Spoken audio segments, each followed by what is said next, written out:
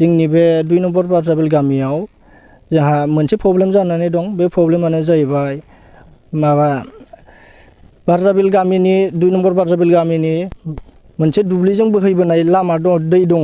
बे दैया जों लागोनि बे लामाखौ सब समय बोसोरे माने बायहोबाय थायो आरोखि, सौसिलांबाय थायो, बोसोरे बायो। गोदोनिफ्रायनो आगोलनिफ्रायनो बे लामायावहाय बोसोरे बायबाय थानायखौहाय आगोलनि मिनिस्टारफ्राबो आगोलनि दैदेनगिरिफोराबो बोसोरे बायनाय लोगो लोगो बेखौ एसे टेम्प'रारिब्लाबो रिफायरिं खालामनो थाखाय औवानि दालां होनानै आफादत्त बारनो थाखायब्लाबो बायनाय लोगो लोगो जोंनो एसे सहाय होलाङोमोन। नाथाय देग्लायबो होफैनो खोथा दङमोन, नाथाय मा प्रब्लेम जादों जोंबो बेखौ सानस'नो हायाखै।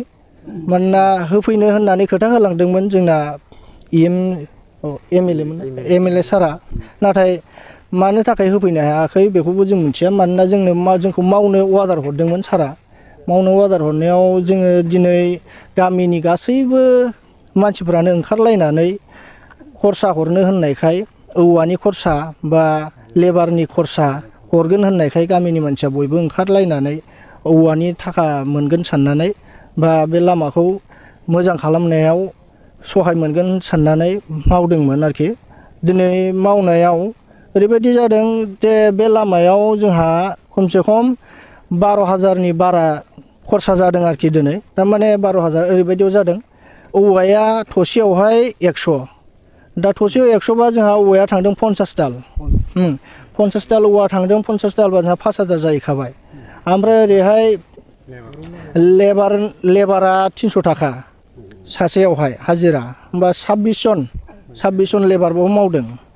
दा गुना ओमफ्राय दुरुङावहाय मथा मथि 900 थाखा 800 बा 900 थांदों आरोखि। गासै 12,000 सामथिं बेसेबांमोन आरो 700 थाखा खरसा जादों आरोखि।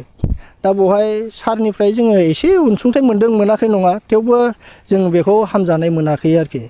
हामजानाय मोननाया ओरैबायदियाव जादों, थारमाने एसे 5,000सो बा 10,000सो हरोब्ला जों एसे गोजोननाय मोनगौमोन। बाखि थाखाखौ जोङो रायजोनिफ्राय सोगौमोन आरोखि।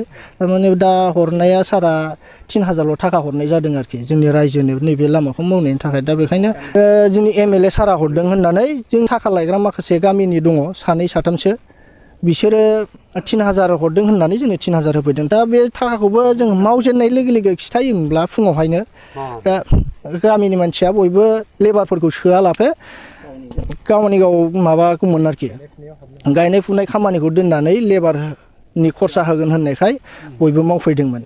दा उनावहाय मावनानै जोबथायावहाय जेब्लानाखि टाइमा जोबो, खामानियाबो जोबो, बे समावहाय जोंनि मानसिफ्रा खामानि मावलायग्राफ्रा सोंबाय फैसाया बोरो। दा बेवहाय जाहैबाय मा फैसायाथ' 3,000ल' मोनबोदों, बेबायदि खोथा फैबाय आरोखि। दा 3,000ल'बा जोंनो मानो नांगौ? दा बिदि होननायावहाय जोंनि गामिनि मानसिफ्रा एसे सोरबा एसे दुखु मोनदों आरोखि। दुखु मोना नङा, मोनखागोन। मानोना सासे सारा जुदि बे 3,000ल' थाखा हरदोंबा बे एसे साननांगौ बाथ्रा फैयो आरोखि। दा अबसे आगोलनिफ्रायनो BPFनि आमोलावबाबो बा आगोलनिफ्रायनो बायनाय समाव जिखुनु लामा बायोब्ला लामानि कन्डिसनखौ नायफैखायो बिसोरो। केमेरा खेबनायाथ' खेबा नङा, आगोलनिफ्रायनो खेबखायो, दा नायफैयो।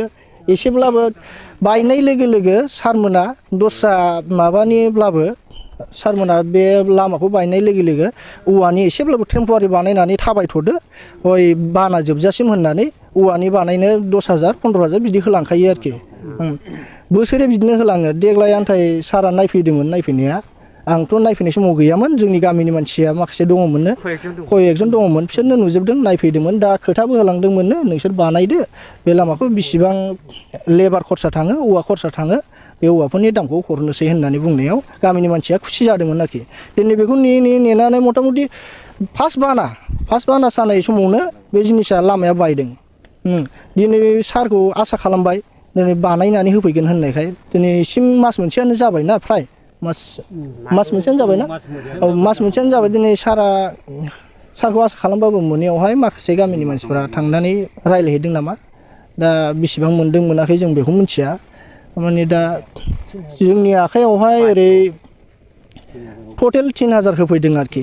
दुरुं बायनाय गुना बायनायखौ बार खालामनानै बिसोरो 2,200 थाखा जोंनो होफैदों।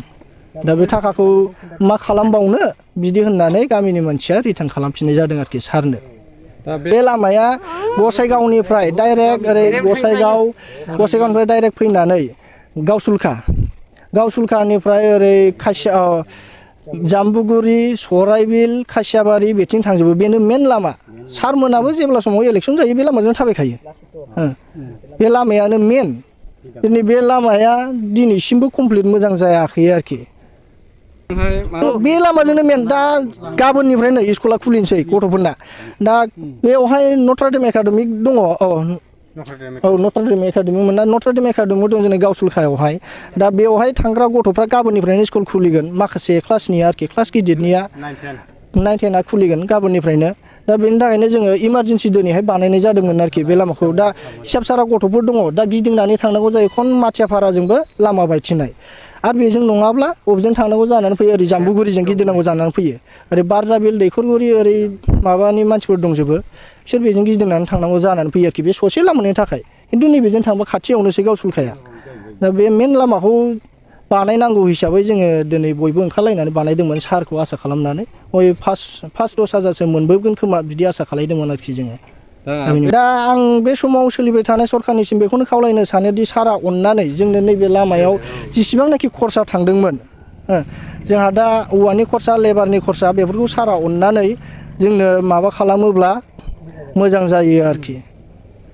बेनो आरोखि आरो लोगोसे जोंनि बिटिआरनि चिफ सार बेनिसिमबो जों खावलायहरनाय जायो जे नैबे मेन लामा जे लामाखौ जोंनो अनबरजन नांथारगौ माने इमारजेन्सि गारि 108 गारियाबो बेजोंनो थांनांगौ जानानै फैयो। गावसुलखा ओरै जाम्बुगुरि साइडनि मानसिफ्रा बेजोंनो थांनांगौ जानानै फैयो।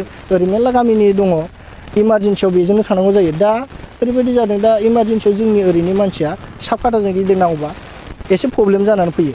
बेसेबांबा गोजान गिदिंलांनांगौ जानानै फैयो आरो ओरै दावखोलांफिननांगौबा जों जाम्बुगुरिजों गिदिंलांनांगौ जायो। खमसे खम जे लामाया जोंनो 1 किल'मिटाराव जोङो 3 किल'मिटार 4 किल'मिटार गोजानजों गिदिंफिननांगौ जायो। दा 1 किल'मिटार लामायाव जुदि जों 3 किल'मिटार गिदिंनांगौबा बेवहाय प्रब्लेमा क्रियेट जायोना जाया? मोनसे क्रेडिट जायो। बेनि थाखायनो जोङो इमारजेन्सि बाइक बारनोब्लाबो बा अट' बा रिक्सा बारनो थाखाय जोङो बे लामाखौ दिनै बानायनाय जादोंमोन आरोखि।